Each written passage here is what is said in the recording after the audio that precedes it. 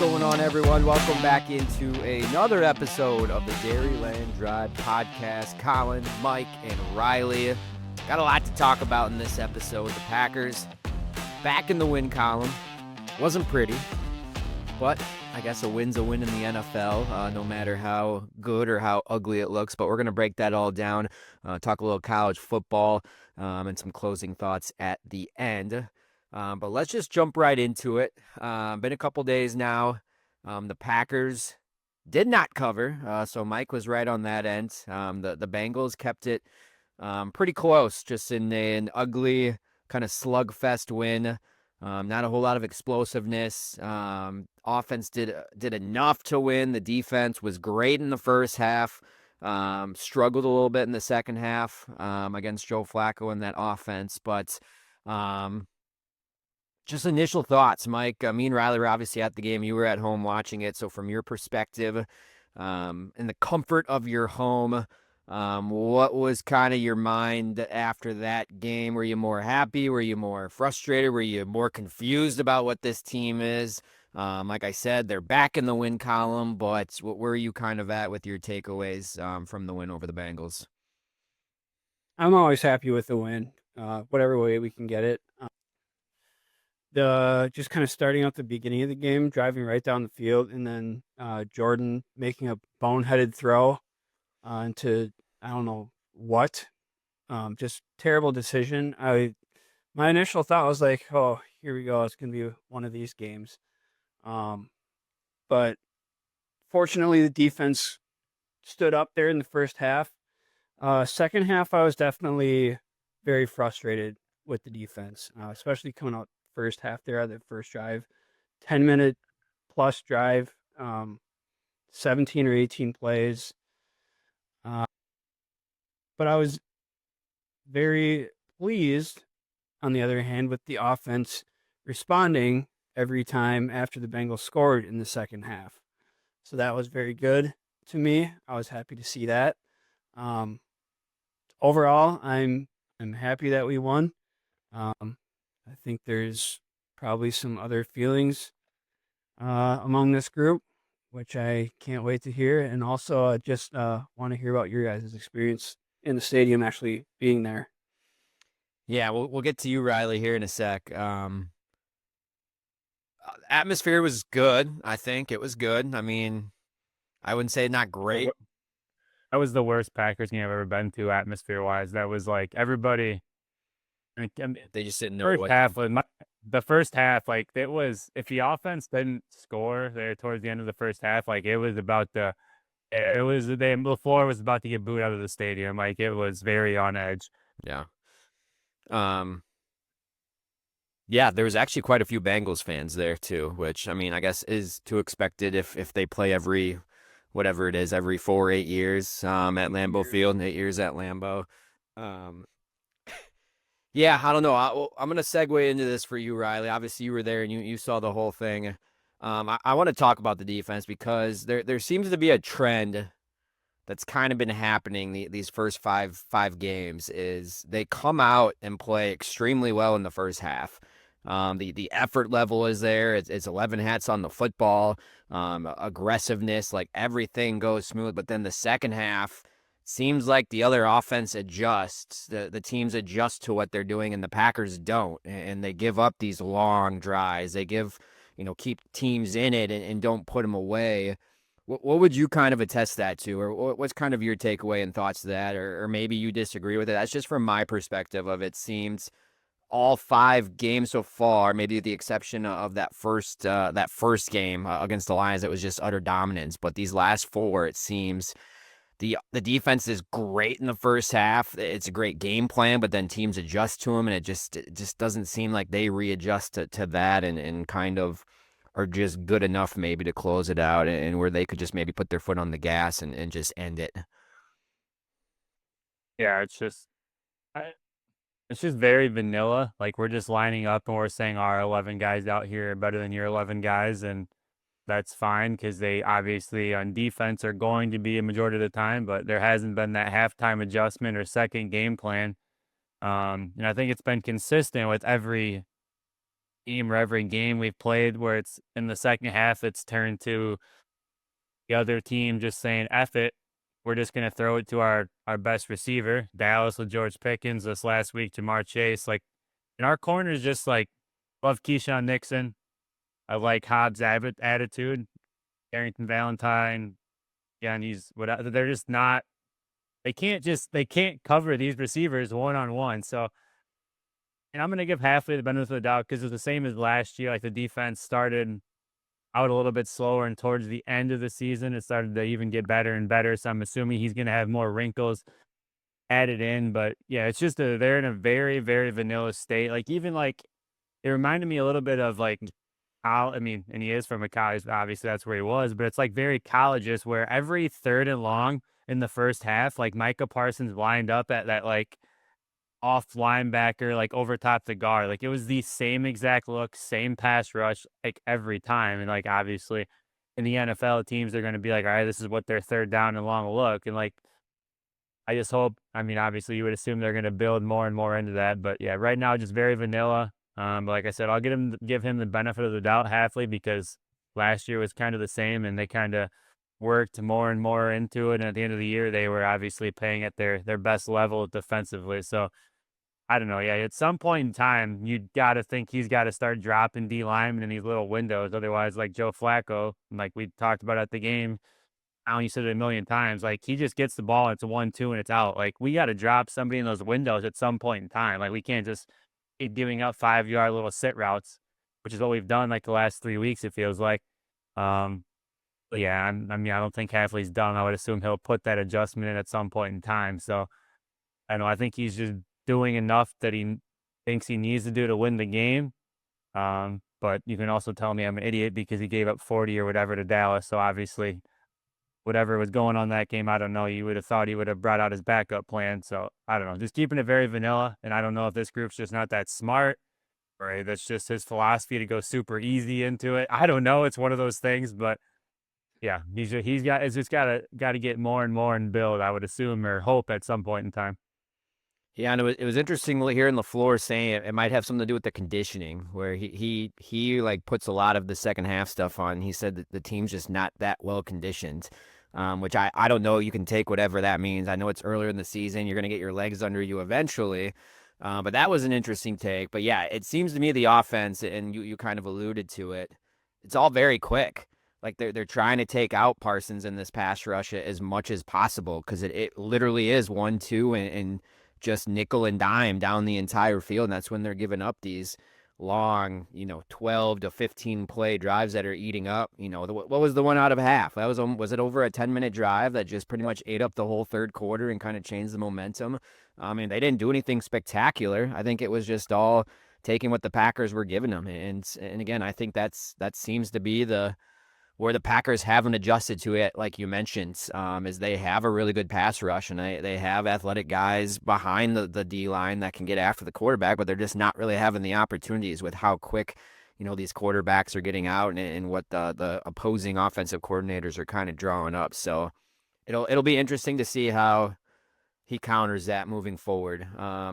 Because I would have to think he is aware of it. I hope he's aware of it or he knows like that's going to be some of the adjustment you're going to have to make eventually, but we certainly haven't seen it so far. And yeah, I mean, there's going to be some games that are going to be close in the second half, and you're going to have to make those adjustments, I think, for the defense to actually close out and win a game at some point here in the next couple months. But yeah, I don't know. That's just been the trend. I think the defense is it like have they not allowed a point in the first quarter, a touchdown in the first quarter all season, something like that? They're just ridiculous coming out of the gate. And like I say, they fly around, they look fast, they look aggressive, but it certainly just drops off over the course of the game, which certainly is a little concerning. That's something you want to get taken care of, when you move to the back half of the season. But yeah, Mike.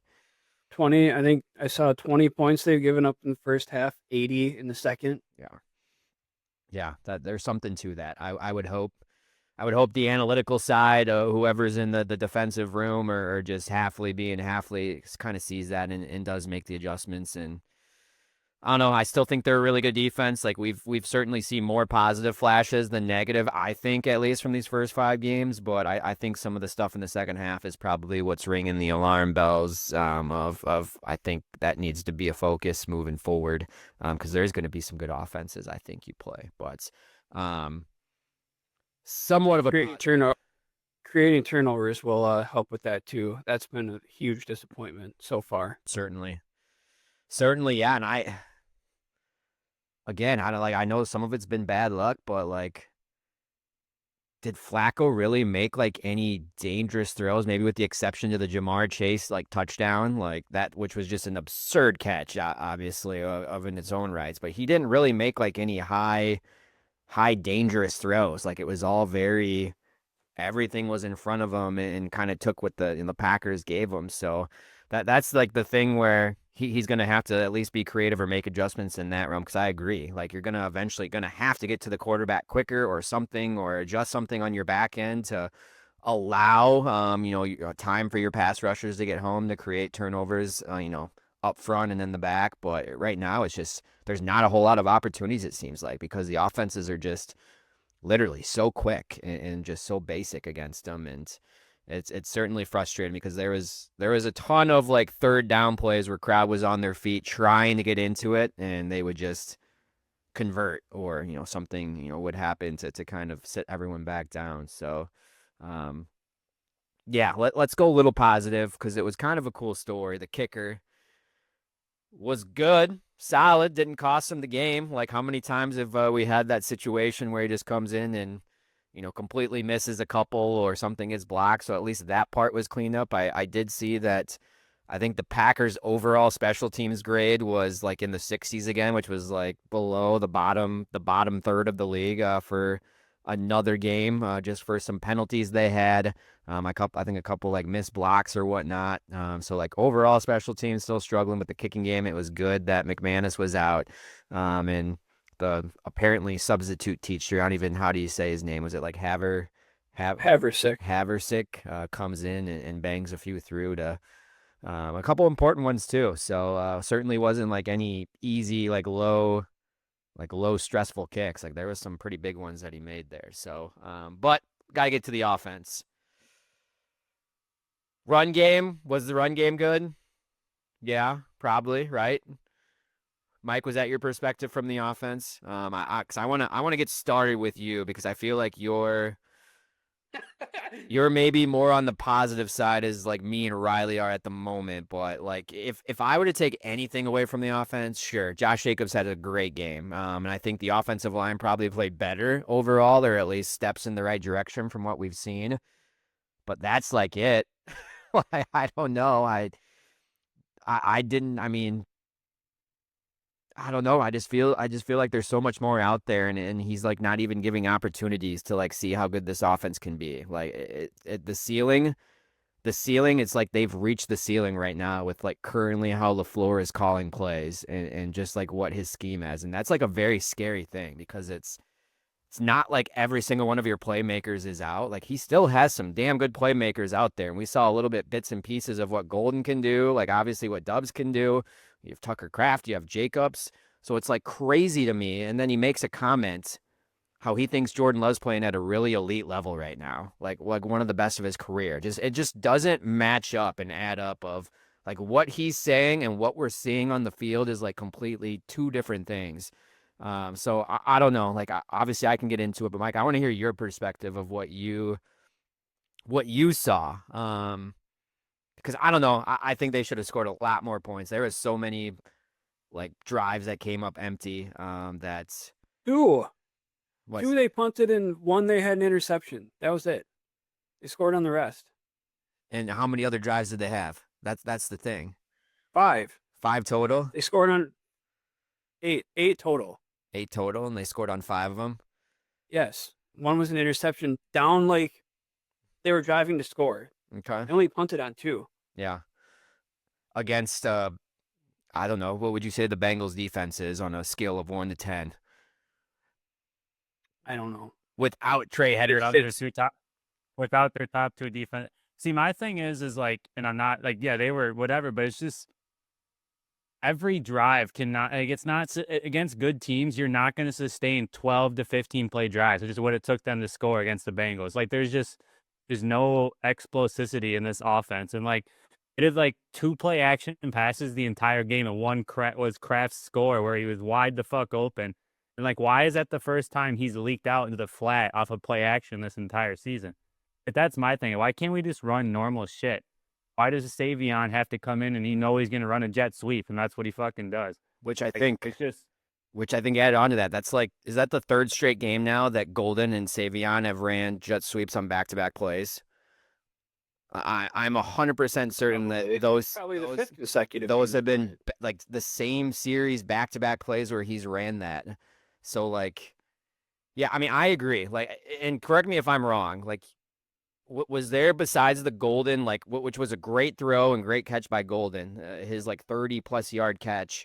Was there any other throws beyond 30 yards like the entire game? I don't think there was.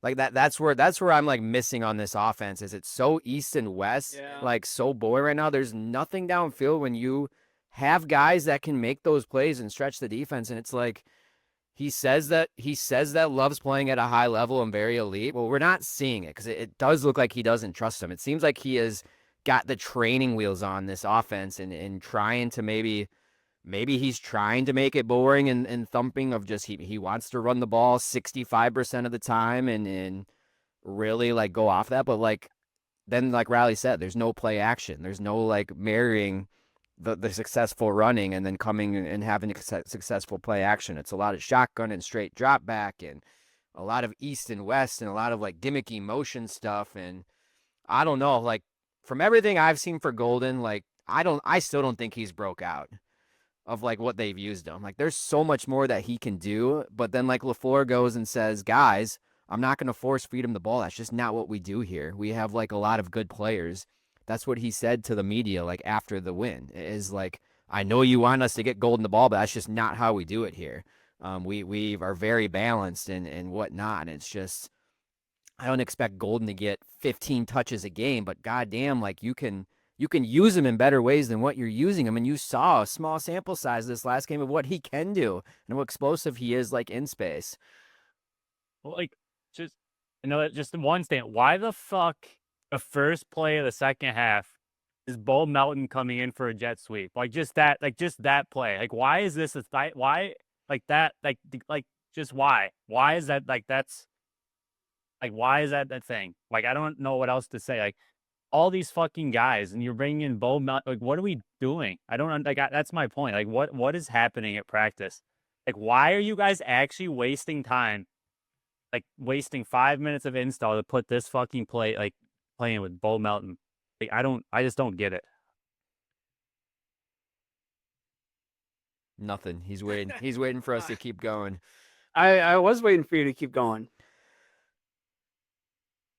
I mean, I lost my train of thought there. So like, yes, the explosiveness, the explosiveness is where I'm getting to. And like, here's where I'm at with it. I'm trying my hardest to give him the benefit of the doubt of like, I don't know, maybe Jaden Reed is such a big piece of this offense that we didn't realize. Like, I don't think that's the case. Maybe Christian Watson is such a big piece to like what LaFleur wants to do where he can't get there. So like, that's where I'm trying to give him the benefit of the doubt is like, let's see Christian Watson in this offense and how you use him with Dubs and with Golden. Then we can like make a full judgment on him. But it's so crazy to me that he thinks that Love is playing at an elite level. You pay Love to be a top 10 quarterback in the league, and you're not letting him do the things that I think that he can do and just take at least like what do you think a team should take shot wise a game like downfield? Like it doesn't have to be 40-50 yard bombs, but like when you look at like explosive plays that can like open up the run game and open up the offense, like 20+ plays, like you should at least probably take at least 5 a game, right?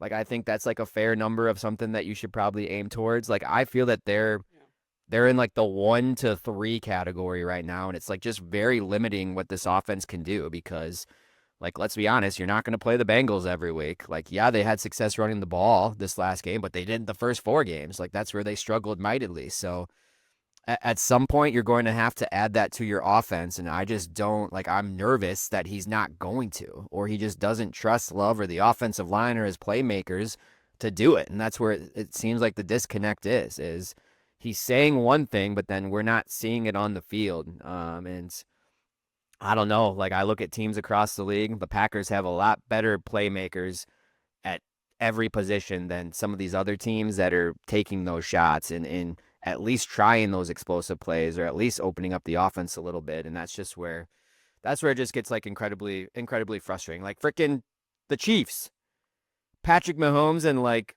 who the hell has his receivers been the last like few weeks? At least he's like trying to take shots like downfield and at least those explosive plays to like open things up. Like it's just like, and we already talked about the 49ers and backup quarterback and backup wide receivers, and it's just, I don't know.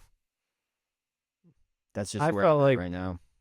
I felt like they were under center doing more play action than they have at all up to this point in the season. That's how I saw it. I mean, can go back and look at the play chart, I guess, but that's just how it seemed to me watching it live. Uh, I expect, or I suspect that in the second half, specifically, they were trying to get the run game going just because the defense had been out there for so long. They wanted to chew up some clock, have some longer drives to get the defense some rest. So that's probably why, like in the second half specifically, you probably didn't see like as many down the field throws besides that one off script play to Golden. But even on that, I mean, Golden was still going down the field and he broke off his route a little bit. I don't know. I don't know. I think Love's playing really well. Apparently, you guys disagree. I mean, besides the one interception, I think that was pretty much like his only one or two bad plays of the day. Like otherwise, I thought he executed that offense really well. I so I don't. It's not like I think Love's playing shit. I don't think he's not having the opportunity to like take this offense to where it can be. Like that's where I think like the disconnect is. Like I think Love can do what potentially like LaFleur's like ceiling of like a perfect game look called by Matt LaFleur and like the skill guys he has. I think Love can do that. I just don't think he's given the chance. I think it's just so like basic right now, and that's like where the frustrating part is, and that's kind of like where I'm at with it. Not by I think me. I think he doesn't totally trust his line pass protecting, honestly, because I don't think they've been great pass protecting so far. No, I don't think the offensive line in general has been that good. I mean, the interior has been totally shit. And I know that's where some of the pressure is pushing the pocket back to him, but I mean, still, that's up to like the head coach as well. I think, in my opinion, to kind of work around it. Like, there's other teams I think in the league are dealing with the same situation and at least scheming things up a little bit more. And yeah, I don't know. That's just my perspective, and I still don't think he's getting Tucker Kraft involved nearly enough. Like I thought Tucker Kraft was like invisible until that touchdown catch because I just again didn't get like a ton of like opportunities, and I don't know. That's just where I'm at right now from what I've seen, and again, I'm trying to remain positive and give him the benefit of the doubt when if Watson does come back and is at least like 70 or 80% of what he potentially was, last year in that stretch of what he can do down the field. But I don't know. I just think this might be our reality like every single week of the offense is just going to kind of just do enough to try to win the game and not completely end a game or take over a game. So, I yeah, don't know that I agree with that. We're only 5 weeks in. Like, there's players that are still coming back. Like, let's give it a little time. I'm trying to give it time. I'm trying. I'm just, if it wasn't the Bengals, if it was like anyone else, which not true, anyone else like a little bit of a better of a defense. Like I think like this conversation right now is like, is the Bengals defense actually good? Like that was my takeaway from the game. Like what people were probably saying about that. Was the defense like the Bengals defense that good to kind of keep the game close? Like that's what it was like to me. Like that was one of like my takeaways. And again, this was like Trey Hendrickson wasn't even there when you get hurt. He went hurt and left the game at like some At point. halftime. Exactly. Yeah, and they scored every possession after half. Yeah. I don't see what the problem is. It doesn't work against good teams. You already saw us against the Browns. If you cannot produce turnovers on defense, which we've talked about, and if you don't have any explosive plays, long drives are not possible against good defenses, which we literally saw against the Browns, which is why they only scored 10 points. Like that's all I'm saying. And like you're gonna run into a good defense. I don't care about beating the Bengals. They're not good. Like you have to have explosive plays. You can't have 12 to 15 play drives in the NFL against good defenses and expect to win. Like my point is like it's LaFleur. He acts like we don't have good receivers. Why can he not take a shot for Dobbs or Golden? He did one time and Golden caught it. Like every team we're playing is not going to have two corners that are fucking good. Like you're going to have a one-on-one with Dobbs or Golden. Like you have to trust them at some point in time. You do it once, you complete it. We just don't even see it the rest of the game. Like teams are still stacking the box. That's why the run game is like, yeah, it was Josh Jacobs' best game. He still didn't have over 100 yards against literally the worst defensive line in the NFL. The Bengals are the worst defensive line in the NFL, and their two top defensive ends were out. He still couldn't even get over 100 yards with them. Like it's just not, in my opinion, it's not good enough. Like it's not good enough. We're going to be stuck in a no man's land of boring, which is like where the Eagles are at now too. So I'm not totally out because I think LaFleur we've seen it. Literally, we've seen it, that run 2 years ago when they went to the playoffs, like chucking it deep, like Jaden Reed splitting the cover two against the Vikings, going into the playoffs, doing all the crossers against the Cowboys, like doing double moves, Bo Melton in the back corner of the end zone on a fake slip and wheel route against the 49ers. Like he can do it. He can call it. I just don't know what the fuck we're waiting for when we have the best receiving group that we've literally ever had since LaFleur's been here, probably. Like in a whole, this is the best receiving room. He's as deep as it's literally ever been. Like, yeah, when Devontae Adams was there, you can say like just because he was that good, you can say the room was better. But as deep as it's been with athletes, and he just doesn't, best tight end he's ever had. Like I just don't get. I get so, I don't know. Maybe it's just because it's fucking boring, and I don't know. I don't know. It's listening to the radio afterwards, being in there, yeah, and I'm assuming LaFleur's pissy answers are because it's getting pretty loud because I don't know. There's a lot. That was a bad atmosphere at the end. That was by far, like not even close to the worst Packer game and like the most bitching by far that I've ever heard. And it was all like, what the fuck are we doing on offense? Like going to the urinal, like old guy, like what the fuck are we doing on offense? I'm like, dude, I don't know what the fuck is happening. It was loud. I don't think LaFleur is real high in people's lists right now. So we've all talked about his temperament. That's what I'm worried about. I wonder how pissy and how well he's going to handle that. 'Cause I think this is the loudest his play calling has ever been in question. And exactly, and that's what I'm like trying to get at is it's like he's not even taking like those explosive play shots that I'm talking about. Like that's where I'm like completely like agree with you of how many times has Golden ran a route past 20 yards and been open where he's either caught it or Love's missed him? Like almost every single time, right? Like these first 5 games of the season. However, he is so inconsistent of when he calls it and when he brings it. And to me, like that's what's like missing of this offense. And I just don't know like why. And I don't know if he's going to add it back in. And that's where I'm trying to say positive. Like maybe when Watson comes back and he does have multiple downfield guys, we will see some of those like more explosive plays. But I just like that's what's like holding this offense back right now. It's so frustrating. It's so inconsistent on that end. And like Riley said, it is the NFL. You have to be really good and really disciplined to go on those 12 to 15 play drives and like score and get 6 or even get 3. And we've seen at times these Packers aren't disciplined and they do have a penalty at some point or something will happen at some point in the drive. Offensive line's not good enough. The offensive line's just not good enough to do that against good defensive lines for 12. Like they just can't. They're not. It's not those guys. And that's why I'm saying if this was against a 27-18 win against like the Lions defense or even the Commanders or a defense that's in the top half, and this is how we won, I'd probably be a lot more positive and like be more optimistic, but like that's the thing is like everyone knows the Bengals defense is not good.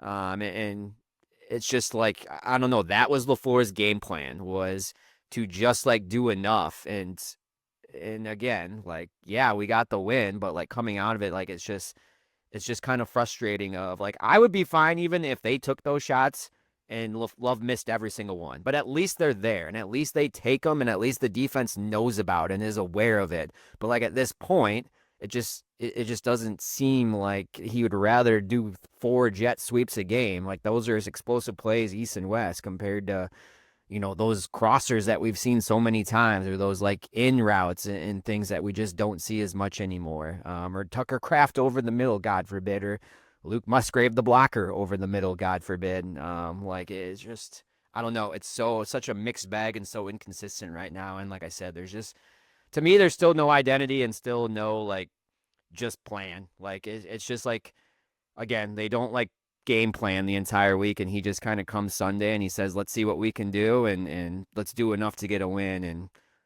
more times than not this year, it's worked out. But like, again, I think once we get later in the season and play those good teams, like you're gonna have to have some of those explosive plays and have string some series together and stuff of the play calling and the flow. How many of those explosive play calls have we not seen though? Like, because Love's got someone in his face, so he's either got to check it down, or he's got to roll out and throw it away, or check it down. Like, how many of those are we missing? I mean, Because of that, I too? do. Doesn't mean he's not calling them. No, he's not calling. Dude, we literally saw it on Sunday. He literally caught the ball, took a 3-step drop, and threw a fucking go route to Golden, and Golden caught it. We don't do that. If that's all I said this 2 weeks, that's all he has to fucking do. You have to give Dobbs and Golden at least 2 or 3 a piece of those a game. Like, it's that simple. They stack the box against Josh Jacobs. Like, it's one-on-one. The safety can't go both ways. Like, but you have to trust them at some point in time. And all you have to do is send Kraft on the middle of the field to hold the safety. It's like literally just take your pick. Like I said, not every team has 2 stud corners. And like, I don't care. Golden is going to run by somebody. Dobbs is incredible at 50-50 balls. Like, that's my point. Like, I don't get why we're not taking at least 3 of those a half. Like, Dobbs gets 2, Golden gets 1, or vice versa. Like, we just don't, like, it's that simple. Like, because yes, yeah, I think, like, you're right. He does not, like, we were there. He was bailing out of the pocket way faster. He does not trust his offensive line. But like, that's where you just got to be like, all right, fuck it. Our receivers, like other teams, like and I get that they're nowhere near George Pickens or fucking Jamar Chase, but like, that's what other teams are doing to our defense because they know they don't have time. If you don't trust your offensive line, like, throw your quarterback a bone, maybe let him get some confidence and just say, fuck it. Our receivers are better, but we don't even do that. Like, that's like just basic, like my guy is better than yours. And like, that's my point is he either doesn't trust Jordan Love to complete them, or he just thinks our receivers suck, which I don't know. I still don't get why Golden plays is like, so like small amount that he does compared to other summer. Like, this was his best game, like snap wise. And that's solely because Dontayvion Wicks got hurt. Like, he's by far the best receiver. We just like everybody can see that except for like LaFleur, it seems like. That's like why it's so like I think that's my main thing that's frustrating. It's like we just act like Dobbs and fucking Golden like aren't good. Like, I just don't get it. Like, we just don't just say, because this is what every other team in the NFL does. We just, yep, I'm gonna say my receiver's better than your guy, and we're just gonna throw it. And like, that's what literally teams are doing to us because they can't block us. So that's my frustration. We just don't even like give our guys chances. Like, whether we call him or not, like we don't. He just doesn't even. I don't know. I don't know what it is or why he won't do it, but he won't even, like, just simple stuff. Just catch it and chuck it. Like, that's literally what's happening to us. So I just don't get why we can't do it. It's not complicated. And neither of them have shown that they can't like make that catch or like make that play. Like Dubs has already done a couple of that, like not even like this year, but throughout his whole career. In Golden needs a second and a half to get open, and he's made some pretty damn good plays on the ball too. Like, that was a nice catch that he had down the field on Sunday, and he's made a couple plays like that. So like that, again, that's That's the part that's missing, and who knows? Maybe against the Cardinals he comes out and it is more vertical stuff or more down the field stuff, and we have a completely different episode next week where we're like, thank God LaFleur tuned into the Dairyland Drive podcast, listened to three average Joes, and made some adjustments. That's probably not the case, but the point still stands of like you're gonna have to get more explosive in the NFL. Like if you're gonna win a Super Bowl in a true contender, you have to have that explosiveness, like 100%. And if you like you have to at least some extent agree to that because that's just like the reality in the NFL because like I said, it takes a really special team to like sustain those 12 to 15 play drives. Like you're not in high school. You can't run the wing tee or wishbone and go on 12, 15 play drives and get three all the way down the field. It doesn't happen in the NFL. You need those explosive plays and you need like those 50-50 balls like multiple times a game and like at least let them have that chance. And that's again, I think that's like the big part of it is we're just missing that part of the offense right now. And I think that's kind of holding back and lowering the ceiling. So any final just kind of wrap this whole discussion up. On Sunday you said you were out on the floor. What do you mean by that? You're out. Like you don't believe in them? You on fired? What is that? I still don't. I still don't. I don't know. I just don't think he's going to be the guy to get the Packers back to the Super Bowl and like win it all. I just like from like the entire perspective of just getting the team ready, playing a full 4 quarters of mistake-free football, just them playing hard, game plans, offense, defense. So like what we've seen some of the elite teams and some of these past Super Bowl winners, like I just don't know at this moment if he's the guy that's going to take them there. And I don't know. I think it's not even more so like the play calling. I think it's just like the whole team in general. It seems like we're doing a lot of the same things that we did 3 years ago when Jordan Love became the starter. And a lot of these same core players were young with him. Like we're still making the same mistakes and, you know, having the same takeaways from games from that season when there were some ups and downs. And it's just like, I don't know. And maybe I'm completely off and completely wrong, but I just haven't seen like a ton of growth from like this core from 3 years ago to what we are now, like what we should have expected and where we should be right now, because there is so much talent on this roster on both sides of the ball. And it just seems like they're just not reaching kind of that potential with LaFleur and just like his entire coaching staff. So that's like where I'm at with him is I just don't think he's going to be the guy to like get the Packers and the Packer fans a Super Bowl win. And I don't know, like until proven otherwise, like this is a fucking 7 seed every single year that's going to sneak into the playoffs. That's like kind of been what he is in the Jordan Love era. Like that's the reality that we're facing right now. It's the same group that's had the 7 seed who 10 years ago wouldn't have even made the playoffs. And that's like, yes, we win some games, but there's so many of these losses where the one loss against the Browns shouldn't have been a loss. The tie against the Cowboys should not have been. I think a competent coaching staff that the whole team has confidence in and they just know what they're doing and confidence in themselves would close those wins out. Like this team should be 5-0 100%, but they're not. We're 3-1-1 and we still have all these questions and talking about should LaFleur be the guy. Like that's like just the uncertainty right now is we have I think more questions than more confidence in this group right now on both sides of the ball. And I think that goes and reflects off of him. And that's just where I'm at with LaFleur.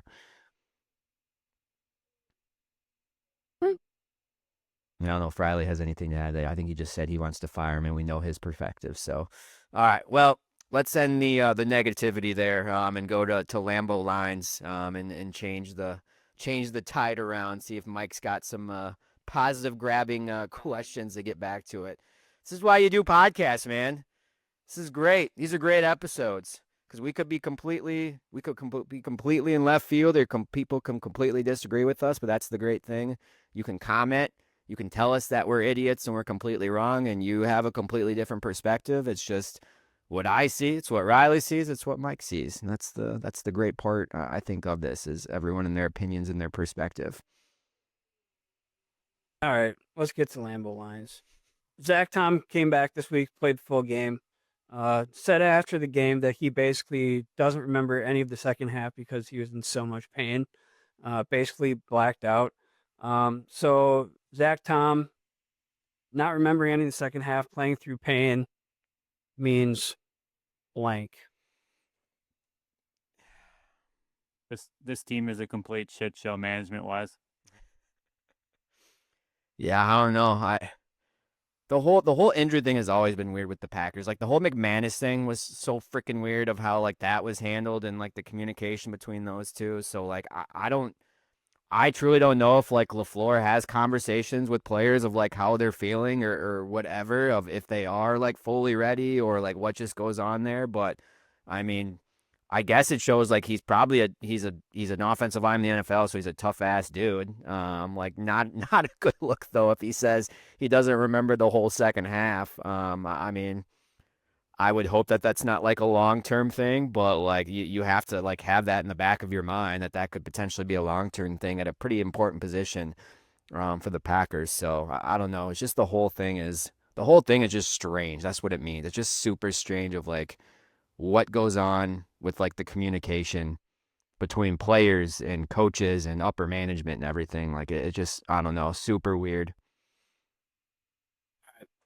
We talked about kind of the Jekyll and Hyde nature of the defense from first half to second half, so we'll skip past that one and we'll look ahead to this coming weekend with the Cardinals. Jacoby Brissett filled in for Kyler Murray this last weekend. I don't know if we know that what Kyler Murray's status is yet for this upcoming week, but between Jacoby Brissett and Kyler Murray, the bigger threat to the defense is blank. I play Jacoby Brissett because he'll follow the 1-2 get it out that the Packers have been susceptible to. Kyler Murray's, he's going to try to do his own thing and outrun everybody. And I don't know if he's faster than Micah Parsons or Edge or Quay if they're sending him or whatever. So honestly, with what the Packers have been giving up, I would say like an older vet that's just going to get rid of the ball, take what's given to him. Jacoby Brissett, I mean, he balled out last week. They took the Colts to the wire. He threw for over 300, I think, or close to it, or whatever it was. So I don't know. Just their style of play, I would say that Jacoby Brissett seems like the bigger threat for what the Packers have been giving up lately. Yeah, I would. It's crazy to say, but I think I would tend to agree just because I think Brissett would kind of play within like their game plan in like Riley just mentioned, where I think Kyler Murray has a little bit more freedom and is able to move around a little bit more. And I know he kind of tends to hold on to the ball a little bit longer and make some of those dumb plays or force things, or dip on plays early. So yeah, I think like Brissett, this is like it almost feels like deja vu of Joe Flacco that we faced 2 times this year, kind of like a similar veteran quarterback like that that's just going to kind of play within the game plan and take what the Packers give them, and if they don't make adjustments, could be another like they hang around in the second half when there really should be no business. I think if this team should be able to put them away with just their talent levels. So I would say Brissett at the moment right now. I'd be a little more nervous. All right, so we had for Lambeau Lines this week. All right, let's jump right into 3 and out. Shift it a little bit. Just the NFL in perspective, because another like thing that we have to remember, we thought that there were maybe some top tier teams that were going to be like clear favorites, potentially on both sides of just how they were playing. The Bills, the Eagles, the Lions, all kind of struggling right now as well, and having some ups and downs and losing some games. So my first down question, if you were to pick right now and have 10 seconds to tell me who do you think the best team in the league is right now in this moment, who is the best team in the NFL at this moment right now? Oh my God! The Buccaneers. Short answer, why? Yeah, Elevator pitch. They have the best offense and don't have any of their top 4 fucking receivers. Okay. Mike? yeah.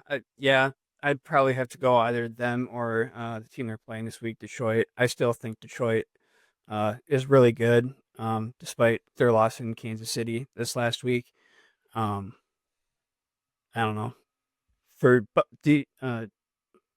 Tampa Bay, for reasons Riley said, and I just think Detroit's like still uber talented. All right, that leads into my second down.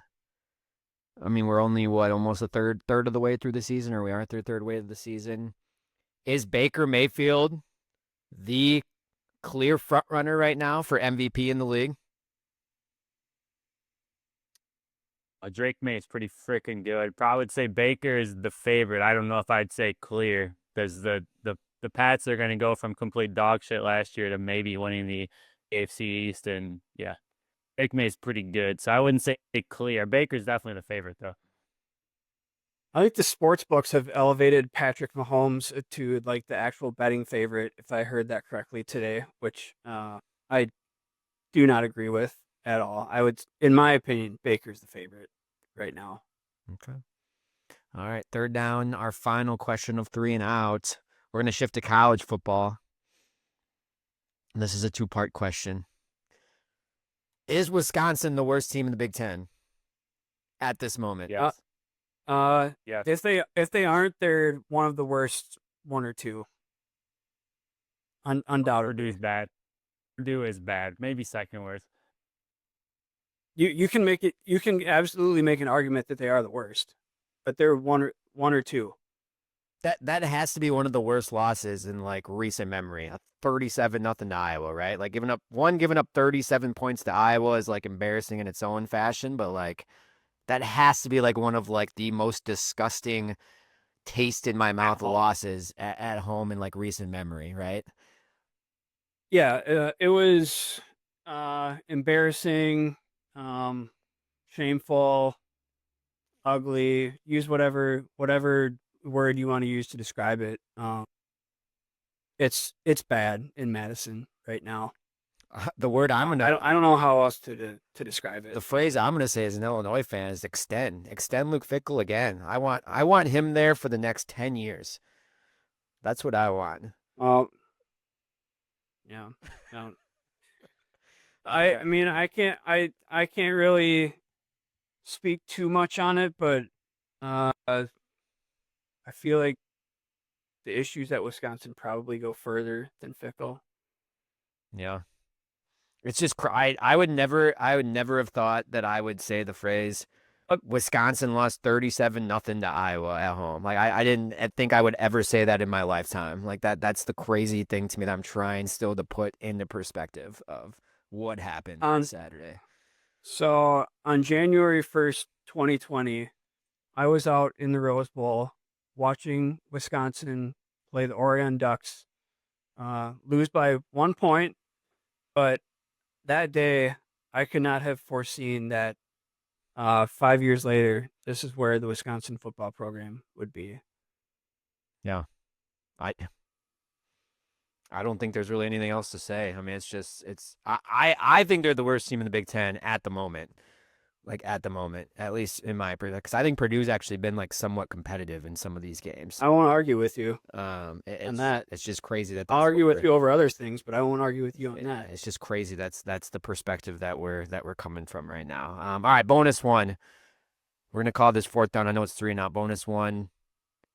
Mike, I know you hate to say this because you have been their biggest trying to make sure they're not relevant, but they just keep winning games. Indiana is sharpied into college football playoff. They are probably officially a true contender, I would say, at this point for a national championship.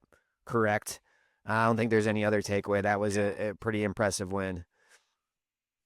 Yeah, for sure. I had not respected them up until now after what they did to Oregon on Saturday. Indiana's for real. They're legit.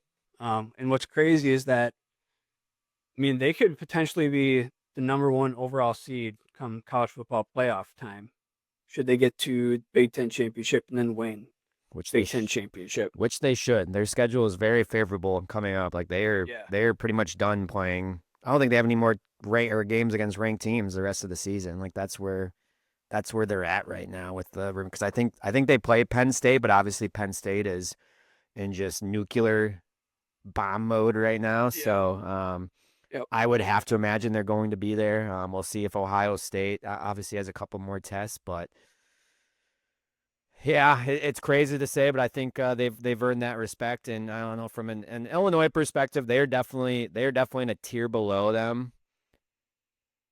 But I think Riley had this point last week. Like if Illinois wins out and their two losses are to the number 1 and number 3 teams in the country, and they're not at least like in that like back end conversation or like even sneak under top 20, I would be pretty frustrated. But that's a long ways to go because there's certainly teams that can beat them remaining on their schedule. So I don't think that's by a lock by any means, but that's what I'm trying to put in perspective too. Is we just our two losses are to the number 1 and 3 teams in the country. Yes, we got like dominated, but still, I think those two teams are pretty damn good. So we'll kind of see how the rest of it plays out. But all right, let's go to final drive.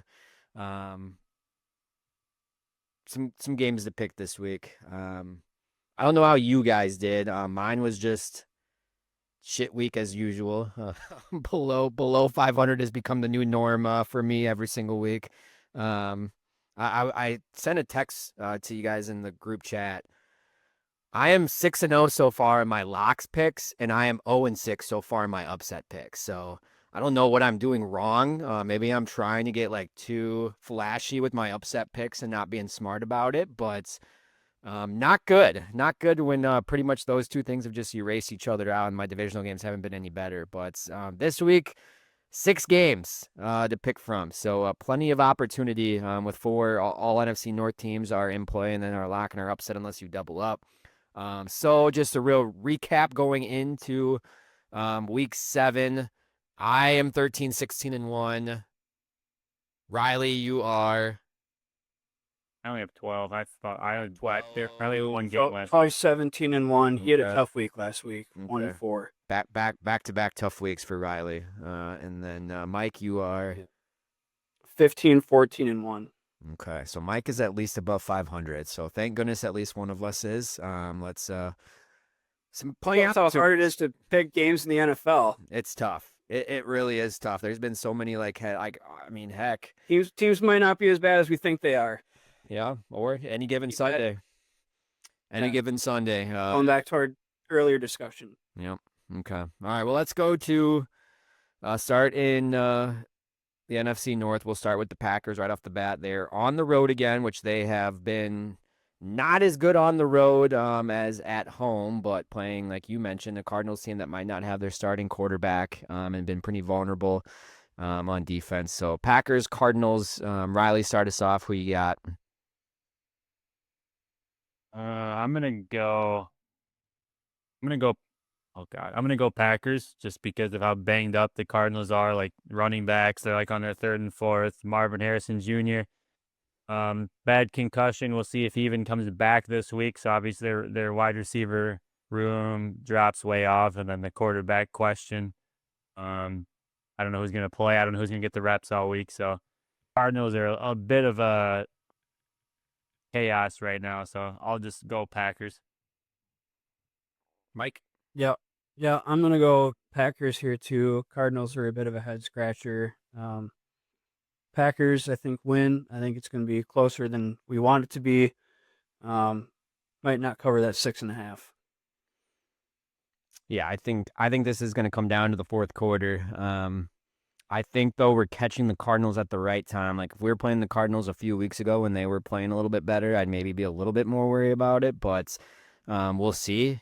Does Christian Watson come back in some limited capacity and maybe see some snaps? We'll find out. You mentioned Zach Tom. Like, what's the offensive line? Are we finally going to have a cohesive unit for every single snap for the game and be done with the rotation at right guard?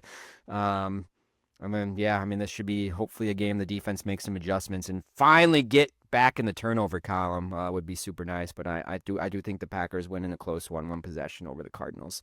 The Bears coming off a game where the Commanders outbeared the Bears with a late turnover and gave them that one. But hey, the Bears are over 500 and they got a pretty good chance to make their winning streak up to 4. They play the Saints. So we'll start with you, Mike. Bears, Saints, who we got? Yeah, I got the Bears this week at home, riding high over that big win against the Commanders last night. I think Bears are going to go on a couple little winning streak here. I hate it. If you look at their upcoming schedule, pretty soft. Like the Packers is pretty favorable. The Bears is more favorable of like what their next like 3 to 4 games look like, which I hate. Like they have a really good opportunity here if they don't make dumb Bears things throughout the game to put together some wins. So yeah, I think they get the win over the Saints here. And I don't want to say comfortably, but I'm gonna say at least like 10. I could see them winning by 10 here. Yeah, same. Bears easily they're hitting their stride right now on offense, and I don't know if the Saints can score with them. All right, the other two teams, two pretty good games. We're going to start with the Vikings. They have a big one against an Eagles team that's been slumping a little bit. So this is very interesting. I'll start it off. This is going to be a game off a bye. Kevin O'Connell.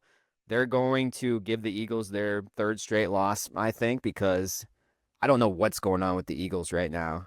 The offense is struggling with Jalen Hurts. The defense is highly suspicious at the moment. They just had Zadarius Smith retire out of nowhere. That's how unhappy he was these last couple of weeks, apparently.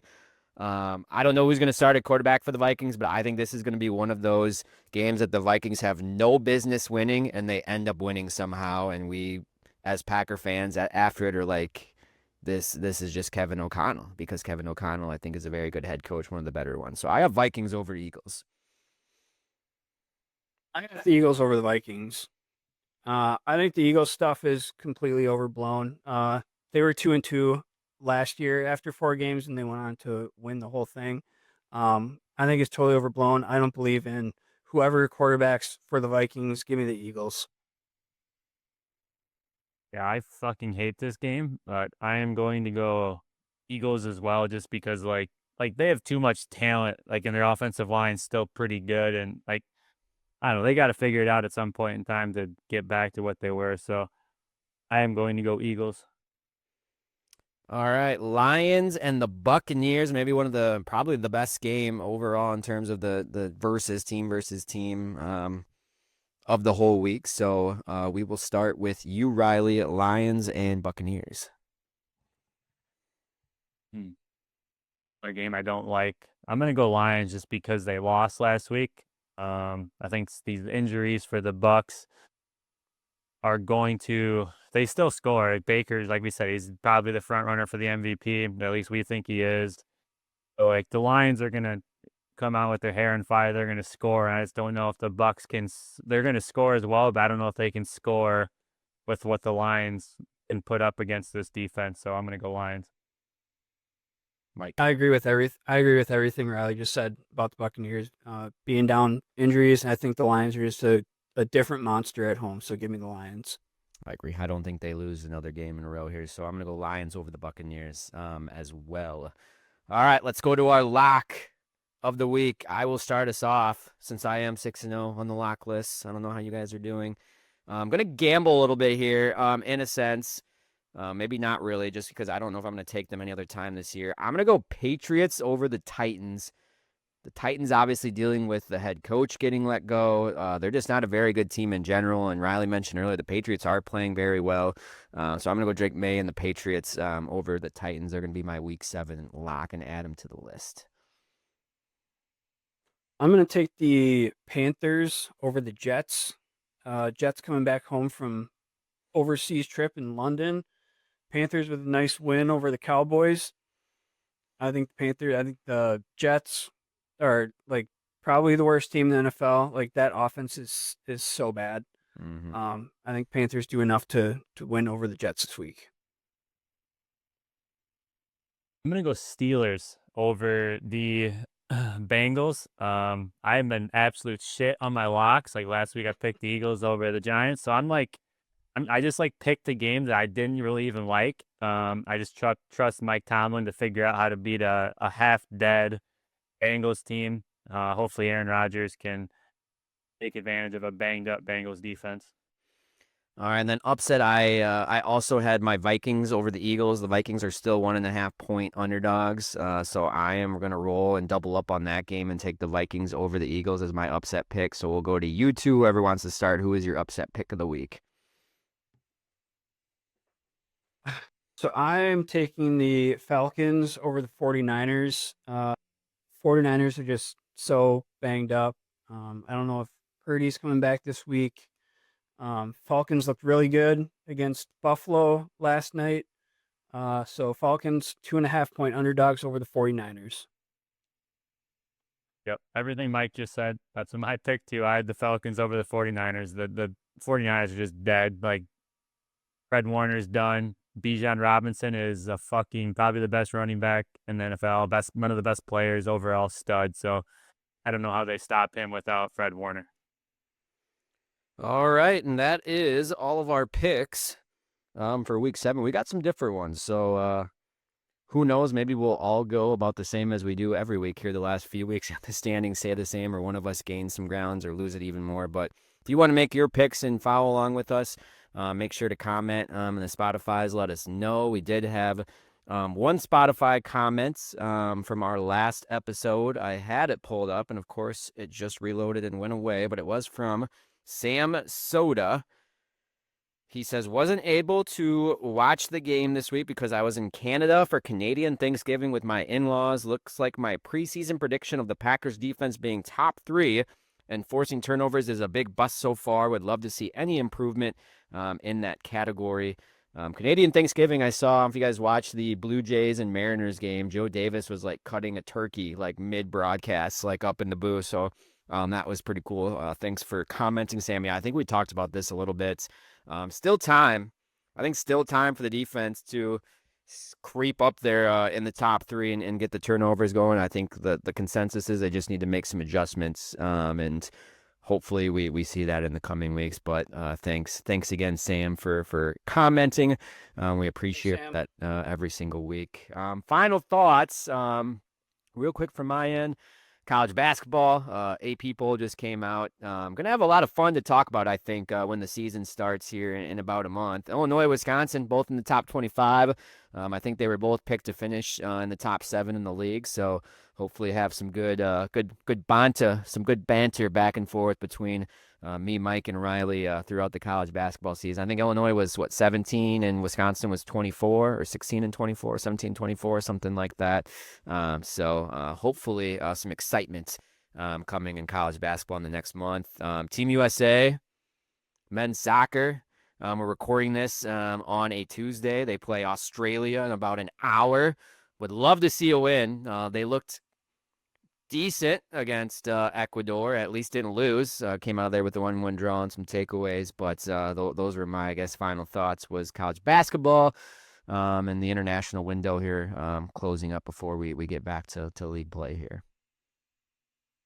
Yeah, for me, WIAC football, UWL just putting an absolute beatdown on Eau Claire, as they should, this last weekend. Big one coming up this coming weekend at Platteville, I believe. I think they're like 13th or 14th in D3. UWL sticking at number 4, so let's go Eagles. And then game 2 of the NLCS getting underway here, so let's go Brewers. Yeah, I got nothing. I'm just hoping USA doesn't piss me off tonight, but I just saw this lineup and they're going to, so that's great. Back to his experimental ways. I guess I haven't seen the starters yet. Riley has a big one this week on the high school gridiron, taking on a good DuPec team. So we'll see if the old Stockton Blackhawks can stay undefeated and roll, hopefully roll towards the number 1 seed in the postseason right around the corner. All right. Well, yeah, Brewers got to get one. Tough one last night. Dodgers are beatable. I think the Dodgers are beatable. They got a hell of a pitching staff. Their starters are really, really good. Yeah, but going to have to break through here at some point. So, all right. Well, as always, thanks for listening to the Dairyland Drive podcast. Keep giving us those 5-star reviews, commenting, like, share on however listen to your podcast, Spotify, Apple, or watch on YouTube. Collin, Mike, and Riley, as always, thanks to everyone for listening. We will see you next episode. Go Pack, go.